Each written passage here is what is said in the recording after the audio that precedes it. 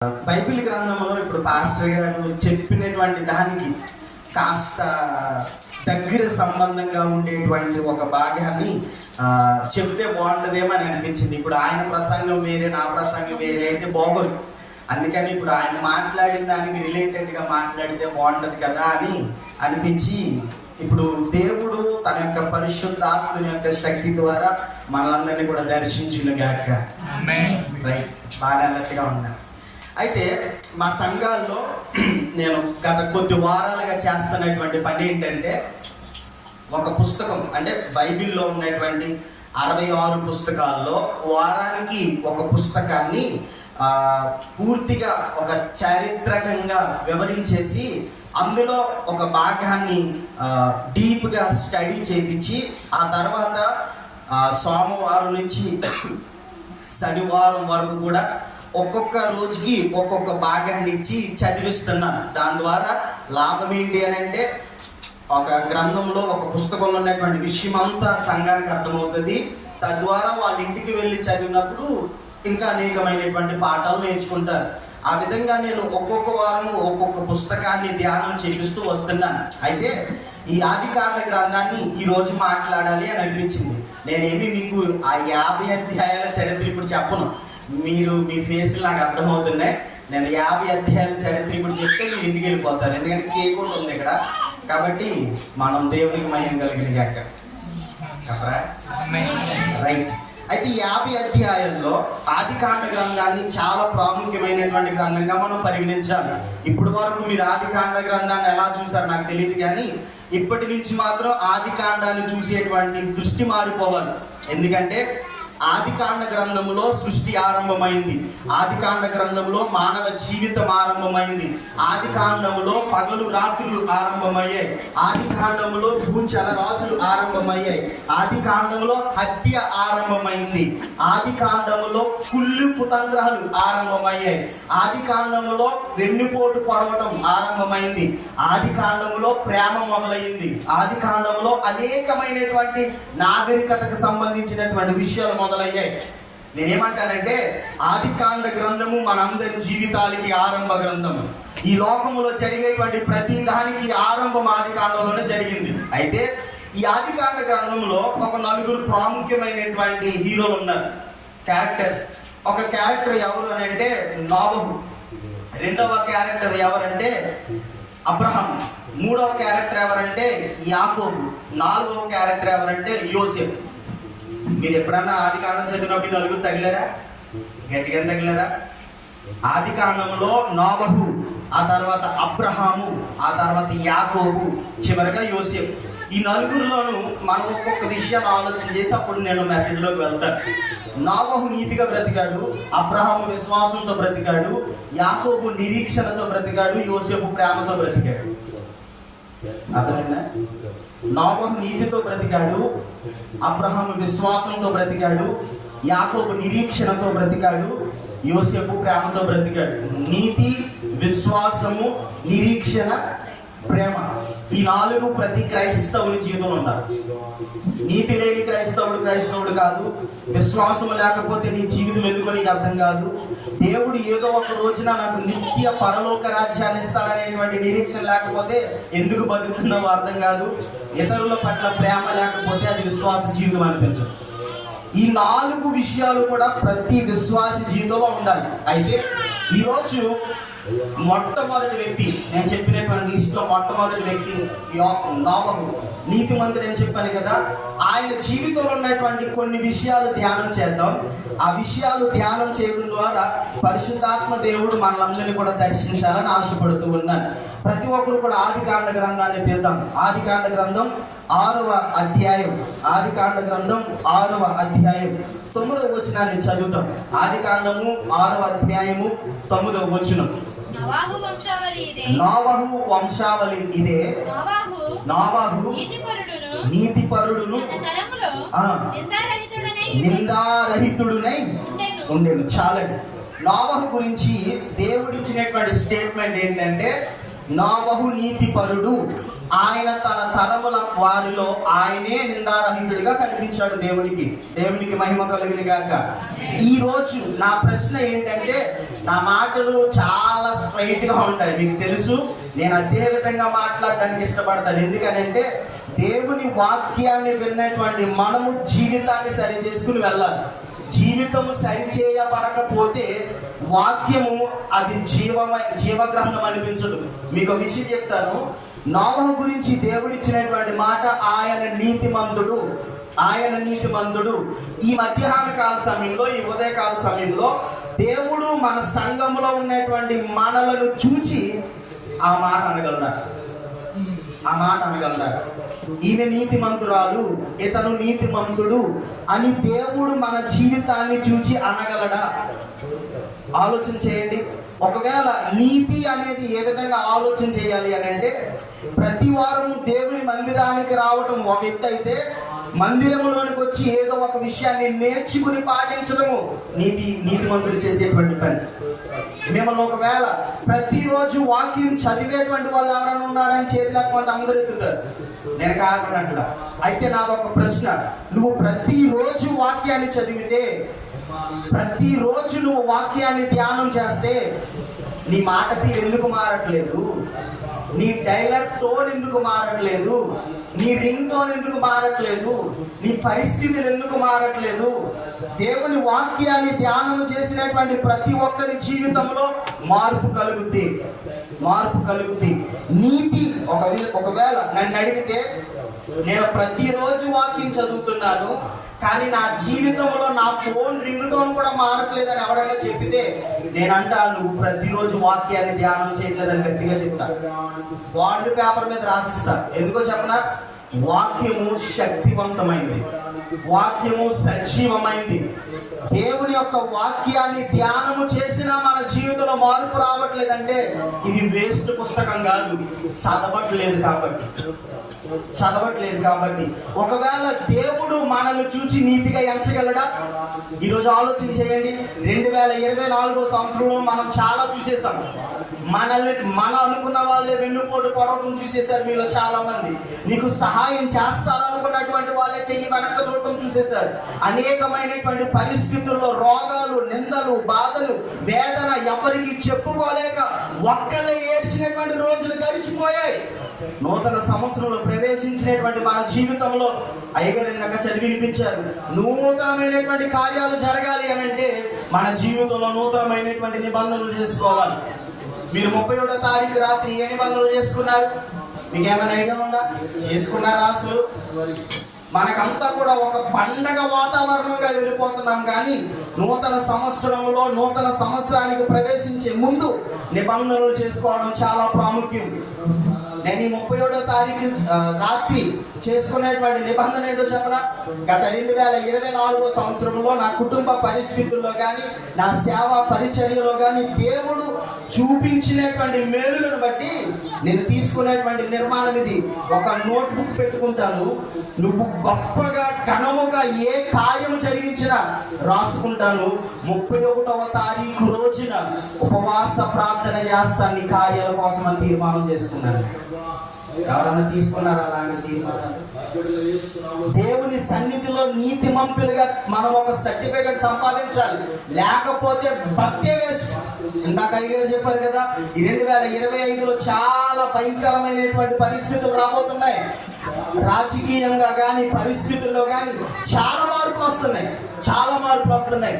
పరిచర్య విధానాన్ని అణగార్చి వేయాలని సాతానుడు భయంకరంగా ప్రయత్నం చేస్తున్నాడు. మరి అలాంటి పరిస్థితుల్లో ఆదివారం వచ్చామా, కూర్చున్నామా, ముసుగేసుకున్నామా, పాట పాడామా, చప్పట్లు కొట్టామా, వాక్యం విన్నామా, ఆమేన్ అన్నామా, వెళ్ళిపోయామా అన్నటువంటి కుదరదు. దేవుని యొక్క వాక్యాన్ని పాటించడం నేర్చుకోవాలి. దేవుని యొక్క వాక్యానికి అనుగుణంగా నడవడం నేర్చుకోవాలి. ప్రతి క్రైస్తవుని జీవితంలో అది కలిగి ఉండాలి. నోవహును చూచి దేవుడు నీతిమంతునిగా సర్టిఫికెట్ ఇచ్చాడు. మన జీవితంలో ఆ విధమైనటువంటి పరిస్థితిని మనం కలిగి ఉంటామా? ఆలోచన చేయండి. మీరు ఎప్పుడైతే దేవుని సన్నిధిలో యథార్థంగా బ్రతకడం మొదలు పెడతారో, ఎప్పుడైతే నీతిగా జీవించడం మొదలు పెడతారో, ఎప్పుడైతే దేవునికి అనుకూలమైనటువంటి ఎటువంటి నిర్ణయాలు తీసుకుంటారో 15వ వచనం చదవండి ఒకసారి. అదే అధ్యాయం 15వ వచనం. నీవు దాని చేయవలసిన విధమిది. దేవునికి మహిమ కలుగును గాక.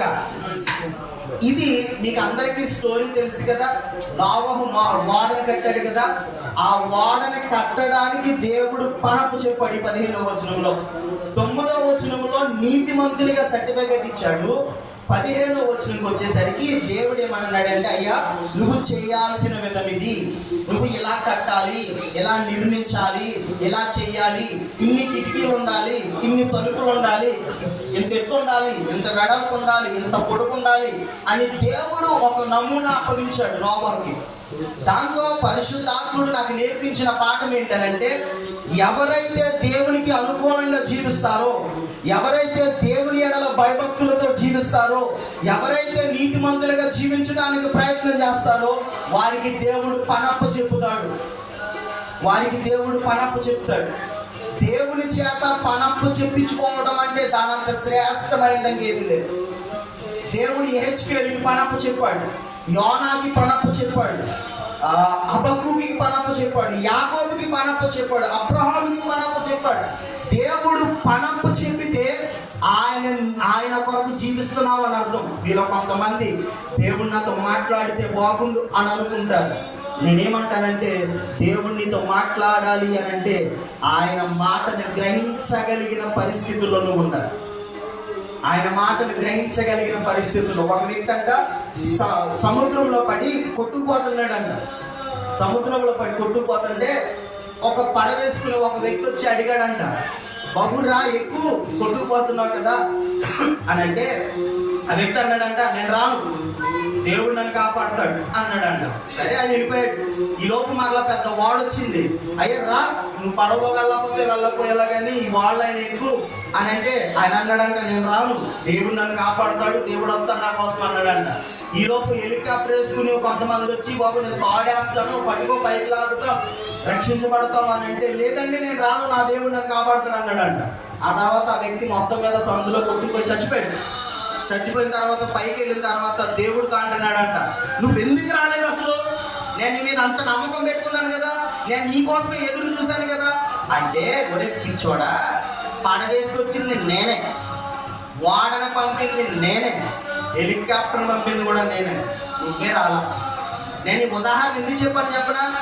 దేవునికి అనుకూలమైన జీవితం లేకపోతే దేవుడు మాట్లాడినా కూడా మనకు అర్థం కాదు, దేవుడు దర్శించినా కూడా మనకు అర్థం కాదు, దేవుడే మన దగ్గరికి వచ్చి మాట్లాడినా అర్థం కాదు.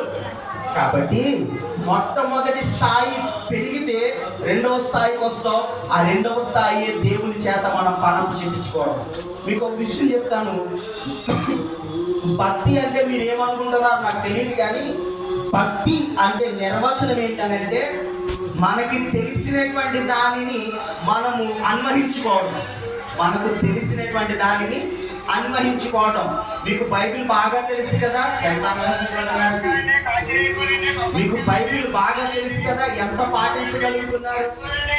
భక్తి అనేది ప్రతి వారం ఆరాధనకు రావడం కాదు.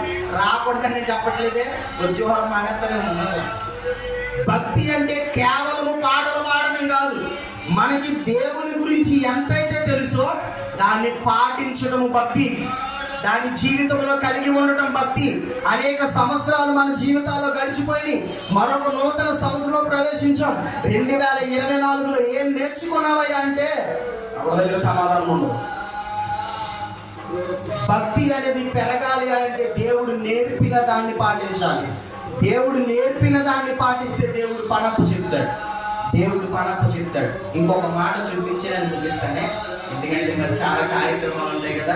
సమయము ఆయన చెప్పలేదని మనం ఎక్కువ మాట్లాడమనుకో, ఒక డైలాగ్ ఉంటుంది, తొందరగా ముగించిన వాళ్ళు మళ్ళీ పిలువబడతారంట.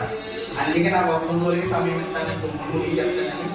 ఇప్పుడు 6వ అధ్యాయము చివరి వచనం, మేము 22వ వచనం అనుకుంటున్నాం. చూస్తారా?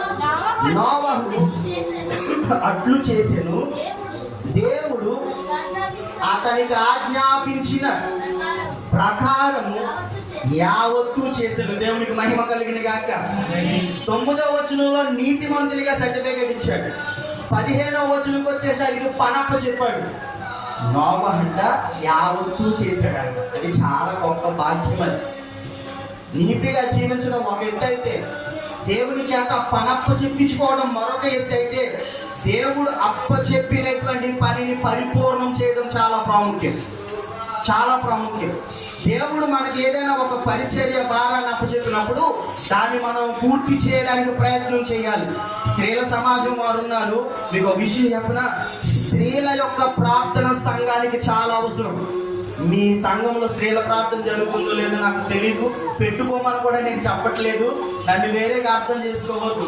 స్త్రీలు పట్టుదలతో ప్రార్థించగా సంఘ విస్తరణ జరుగుద్ది. స్త్రీలు పట్టుదలతో ప్రార్థించగా సంఘ సరిహద్దులు విశాలపరచబడతాయి. స్త్రీలు కన్నీటితో ప్రార్థన చేయగా అనేక ఆత్మలు రక్షించగలుగుతారు. స్త్రీల ప్రార్థన సంఘంలో చాలా ప్రాముఖ్యం. పెద్దలుగా చాలా మంది ఉన్నారు. పెద్దలు దేవుని యొక్క సేవకుల వెన్నంటే ఉండి ఆయన్ని ముందు పెట్టి ప్రతిదానికి సహకరిస్తే సంఘంలో అద్భుతమైనటువంటి కార్యాలు జరుగుతాయి, అద్భుతమైనటువంటి కార్యాలు జరిగితే. మరొక భయంకరమైన విషయం చెప్పన, దేవుని దగ్గర తగ్గించుకుని మోకరించగలిగితే సంఘములో మరికొన్ని క్రొత్త ఆత్మలు నెలకొల్పబడతాయి. ఆలోచన చేయండి. దేవుడు నోవహుకి అప్పచెప్పిన పనంతా చేశాడు. యవనస్తులు దేవుని యొక్క సన్నిధిలో విలువైనటువంటి వయస్సు కలిగినటువంటి బలమైనటువంటి వారు, మీ బలాన్ని దేవుని కొరకు ఉపయోగించండి. మీ బలాన్ని దేవుని కొరకు వాడటానికి ప్రయత్నం చేయండి. ఇక్కడ చిన్నపిల్లలు కూర్చోవాలి, తర్వాత యవనస్తులు కూర్చోవాలి, ఆ తర్వాత పెద్దోళ్ళు కూర్చోవాలి. మరి ఎంతమంది పిల్లలు కన్నా నాకు అర్థం కాదు. యవనస్తులందరూ కూడా ఎదర కూర్చోవడానికి ప్రయత్నం చేయండి. దేవుని యొక్క సన్నిధిలో దేవునికి ఎంత అయితే ప్రాముఖ్యం ఇస్తావో దేవుడు నీకు అంత గొప్ప ఆశీర్వాదాన్ని ఇస్తాడు. పాస్టర్ గారు నూతన కార్యాలు చేయడు కాకంటే ఆమె అనేది అయిపోదు. జీవితంలో కలిగి ఉంటే జరుగుద్ది. జీవితంలో దేవునికి స్థానం ఇస్తే జరుగుద్ది. జీవితంలో దేవునికి కార్యముకు ఆయన యొక్క కార్యాన్ని స్వీకరించడానికి ప్రయత్నం చేయాలి. అప్పుడు మాత్రమే జరుగుద్ది. దేవుని సన్నిధిలో నీతిగా జీవించాడు నోవహు. ఆయన తన యొక్క నీతిని బట్టి దేవుని చేత పనప్పు చెప్పించుకున్నాడు. దేవుడు అప్పచెప్పినటువంటి పనిని పరిపూర్ణం చేయడానికి ప్రయత్నం చేశాడు. మీకు ఒక విషయం చెప్పనా, ఒక చిన్న మాట చెప్పి నేను ముగిస్తాను. నాకు సమయం ఇచ్చి 15 నిమిషాలు అయిందంటే పర్వాలేదు, ఇంకా చాలా సమయం. అయితే ఒక చిన్న విషయాన్ని చెప్పి నేను ముగిస్తాను. దేవుని సన్నిధిలో ఈ 2024 సంవత్సరంలో ప్రతి అడ్డంకుని ఎదుర్కొని దేవుని కార్యాలు చేయడానికి దేవుడు కృపను చూపించాడు. ఎంత భయంకరమైనటువంటి శోధనలు అంటే, ఎంత భయంకరమైనటువంటి ఇబ్బందులు అంటే, అసలు ఆర్థిక పరిస్థితుల్లో నుంచి పైకి రాగలమా అన్నటువంటి పరిస్థితుల్లో దేవుని యొక్క కార్యాలు ఘనముగా చేయడానికి దేవుడు కృపను అనుగ్రహించాడు. అప్పైనా ఏదైనా పర్వాలేదని దేవుని యొక్క కార్యాలు మాత్రం తగ్గకుండా దేవుని సన్నిధిలో దేవుని ఘనమైనటువంటి నామాన్ని ఘనముగా ప్రకటించడానికి దేవుడు కృపను అనుగ్రహించాడు. అనేక రోజులు శనివారాలు కూడా హాస్పిటల్లో పడుకుని ఆదివారము దేవుని మందిరంలో వాక్యం బోధించిన రోజులు ఉన్నాయి 2024లో నా జీవితంలో. నేను ఈ మాట ఎందుకు చెప్తున్నానంటే, దేవుడు ఒక పని మనకు అప్పు చెప్తే అది నిందైనా, బాధైనా, అనారోగ్యమైన, వ్యాధినైనా కార్యాన్ని మాత్రం నెరవేర్చి చూడాలి. దేవునికి మహిమ కలుగును గాక. కార్యము దేవుడు జరిగిస్తాడు. కార్యాన్ని జరిగించడానికి మనము కూడా తోడ్పడాలి. మీరందరూ ఏమంటారో తెలుసా? దేవుని చిత్తం నెరవేరిపోద్ది అంటారు. నేనైతే దేవుని చిత్తాన్ని నెరవేర్చాల్సింది మనమే, దేవుని చిత్తాన్ని చేయాల్సింది మనమే. దేవుని సన్నిధిలో దేవుడు ఆ విధమైనటువంటి పరిచర్య వారాన్ని నాకు అప్పగించాడు. నాకు వచ్చినటువంటి అనేకమైనటువంటి పరిస్థితుల్లో వాటన్నిటిని వదులుకుని దేవుని యొక్క సేవ కొరకు నిలబడిన ప్రతిసారి నాకు అనిపించేదంటే చెప్పనా, ఆకాశ పక్షులు ఏ విధంగా అయితే దాచుకోకపోయినా పోషిస్తున్నాడో దేవుడు నన్ను ఆ విధంగా పోషించాడు. దేవుడు నా కుటుంబాన్ని ఆ విధంగా నిలబెట్టాడు. ఇదంతా నా సెల్ఫ్ డబ్బా కోసం చెప్పట్లా. దేవుడు అప్పచెప్పిన పనిని యథార్థంగా పూర్తి చేయగలిగితే దేవుడిచ్చేటువంటి కార్యాలు కంటికి కనబడవు, చెవికి వినబడవు, హృదయానికి గోచరంగా. ఈరోజు ఆ విధమైనటువంటి పరిస్థితిలో ఉంటారా? నీతిగా జీవించాలి. దేవుడు పనప్పు చెప్తాడు. అప్పచెప్పినటువంటి పనిని మనం నెరవేర్చడానికి ప్రయత్నం చేయాలి. పని అని అంటే మీరు వాక్యం బోధించడం అనుకోవద్దు, సేవకులుగా అయిపోవడం అనుకోవద్దు. సంఘంలో ప్రతి ఒక్కరికి పని ఉంది, ప్రతి ఒక్కరికి పని ఉంది. పని లేకుండా దేవుడు సంఘాన్ని ఏర్పాటు చేయడు. ప్రతి ఒక్కరికి పని ఉంది. వాక్యం చదివే పని మీద దేవుని కొరకు చదువు. కొంతమంది పేరు ప్రతిష్టల కోసం చదువుతారు, అది కాదు. దేవుని కొరకు మాత్రమే చదువు. ప్రార్థన చేసేటువంటి పని దేవునికి ఇచ్చాడా? అంగలార్చు దేవుని సన్నిధిలో. నూతన ఆత్మలు రక్షించబడతాయి. నీకు అనేకమైనటువంటి విధాలుగా తిరిగి అవకాశం ఇచ్చాడా? తిరుగు దేవుని కొరకు అనేక మందిని దేవుని సన్నిధానానికి రప్పించు. ఈ నూతనమైనటువంటి సంవత్సరంలో దేవుడు నూతన కార్యాలు జరిగించును గాక. ఈ సంఘములో దేవుని యొక్క కార్యాలను, దేవుని చిత్తమును నెరవేర్చబడును గాక. ఒక్కసారి లేచి నిలబడతారా? నేను ముగిస్తాను. ఒక్కసారి అందరూ లేచి నిలబడండి, అందరూ లేచి నిలబడండి. ఈరోజు దేవుడు మనతో మాట్లాడిన దాన్ని బట్టి మీకు విషయం చెప్తున్నాను ముందుగానే. ఎవ్వరు కూడా నటించొద్దే, నేను అందరినీ చూస్తాను, ఎవ్వరు కొళ్ళు తెరవద్దు, ఎవ్వరు కొళ్ళు తెరవద్దు. నాకు ఉన్నటువంటి భయంకరమైన జబ్బు అది. అందరినీ చూస్తూనే చెప్తా కాబట్టి ఎవ్వరు కొళ్ళు తెరవద్దు. అందరు కొళ్ళు మూసుకుందాం, అందరూ తలలు వంచండి, అందరూ తలలు వంచండి. ఈరోజు దేవుడు నోవహు జీవితం నుంచి 3 పాఠాలు నేర్పించాడు. నీతిగా జీవించమని తెలియజేస్తూ ఉన్నాడు. దేవుని యొక్క పని మన యొక్క జీవితంలో నెరవేర్చబడాలి. మిమ్మల్ని మీరు పరిశీలన చేసుకోండి. దేవుడు 2024లో అనేక కార్యాలు చేసి నూతన సంవత్సరంలో ప్రవేశపెడితే 11 రోజులు గడిచిపోయి 12వ రోజుకి నువ్వు వచ్చేస్తే నీ నీతిని కాపాడుతున్నావా? నీ నీతిని దేవుని కొరకు సమర్పించుకోగలుగుతున్నావా?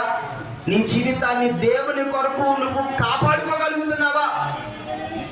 బయట వాళ్ళకి సాక్ష్యం అవసరం లేదేమో, క్రైస్తవుడికి సాక్ష్యం కావాలి. సాక్ష్యం అంటే నువ్వు చెప్పేటువంటి సాక్ష్యం కాదు, నీ జీవిత సాక్ష్యము కావాలి దేవునికి. నీ జీవిత సాక్ష్యము కావాలి దేవునికి. బయట వాళ్ళు అనేక మంది చేస్తున్నారు కదండి, ఏం పర్వాలేదు అనుకోవచ్చు. కానీ ప్రతి క్రైస్తవుని చదువుతుంది లోకం, ప్రతి క్రైస్తవుని చదువుతుంది ఈ లోకము. కాబట్టి అందరూ కూడా సాక్ష్య జీవితాన్ని కలిగి ఉండటానికి ప్రయత్నం చేయండి. అందరూ కూడా దేవుని సన్నిధిలో, దేవా నోవహు జీవితముతో మాట్లాడినందుకు నీకు వందనాలు, నోవహు జీవితము ద్వారా మమ్మల్ని దర్శించినందుకు నీకు వందనాలు, నోవహు జీవితము ద్వారా మమ్మల్ని భద్రపరుస్తున్నందుకే నీకు వందనాలు. ఈ మధ్యాహ్నం దేవుడు మన జీవితాల్లో కార్యాలు జరిగించును గాక. దేవుడు మన యొక్క నూతన సంవత్సరంలో నూతనమైనటువంటి నిబంధనలు మనం అందరం చేసుకోవాలి. దేవా ఈ నూతన సంవత్సరంలో నీ వాక్యాన్ని ధ్యానం చేస్తానయ్యా. ఈ నూతన సంవత్సరంలో ప్రతిరోజు మోకరించి ప్రార్థన చేస్తానయ్యా. మీకు ఒక మాట చెప్తాను, దేవుని సన్నిధిలో విరిగి నలిగిన మనస్సుతో మోకరించి నీ జీవితాన్ని నువ్వు నలగగొట్టుకుంటే ఈ లోకంలో ఎవడు నిన్ను టచ్ చేయలేడు. దేవుని సన్నిధిలో మోకరించడానికి ప్రయత్నం చేయండి. ప్రతిరోజు దేవుని సన్నిధిలో అంగలార్చడానికి ప్రయత్నం చేయండి. నీ సేవకుని కొరకు ప్రార్థించు, నీ సంఘము కొరకు ప్రార్థించు, నీ తోటి విశ్వాసి కొరకు ప్రార్థించు, నీ తోటి పెద్దల కొరకు ప్రార్థించు, నశించిపోతున్నటువంటి యవనస్తుల కొరకు ప్రార్థించు, భయంకరమైనటువంటి పరిస్థితుల్లో జీవిస్తున్నటువంటి వారి కొరకు ప్రార్థించు. నూతన సంవత్సరంలో నూతన కార్యాలు దేవుడు జరిగించుగాక. చిన్న ప్రార్థన చేద్దాం. ఇంతవరకు వాక్యం వినేటువంటి మీ జీవితంలో మీరు ఇంతవరకు ఎలా జీవించారో దేవునికి అనవసరం. దేవుడు కోరుకునేదల్లా దేవుని యొక్క మాట మన చెవిన పడినప్పుడు ఎంత విధేయత చూపిస్తావన్నది దేవునికి కావాలి. ఎంత విధేయత చూపిస్తావన్నది దేవునికి కావాలి. క్రైస్తవ జీవితం ఒక్కసారిగా మారిపోయేది కాదు. క్రైస్తవ జీవితం ప్రతిరోజు సరి చేసుకుంటూ బ్రతికేది. క్రైస్తవ జీవితం ప్రతిరోజు దేవుని సన్నిధిలో పరీక్షించుకుంటూ బ్రతికేది. ఎంత కాలమైంది నువ్వు పరీక్షించుకుని వాక్యంతో, ఎంత కాలమైంది నువ్వు దేవుని సన్నిధిలో అంగలార్చి ఈ నూతన సంవత్సరంలో మొదలు పెడతావా దేవుని సన్నిధిలో ప్రార్థన చేయడం? నీకున్న కుటుంబ భారాలను బట్టి మానేసావేమో, నీకున్న పిల్లల భారాలను బట్టి మానేసావేమో, నీకున్నటువంటి పరిస్థితులను బట్టి మానేసావేమో. దేవుడు నీ మీద ప్రేమ చూపించి తెలియజేస్తున్నాడు ఈరోజు. తిరిగి ప్రారంభించు నీ భక్తి జీవితాన్ని, తిరిగి ప్రారంభించు ప్రార్థన జీవితాన్ని, తిరిగి ప్రారంభించు వాక్యం ధ్యానం చేయడం. దేవుడు ఘనమైనటువంటి కార్యాలు చేస్తాడు. దేవుడు ఘనమైనటువంటి తీర్మానాలు నీ జీవితం పట్ల నెరవేర్చబోతున్నాడు ఈ నూతన సంవత్సరంలో.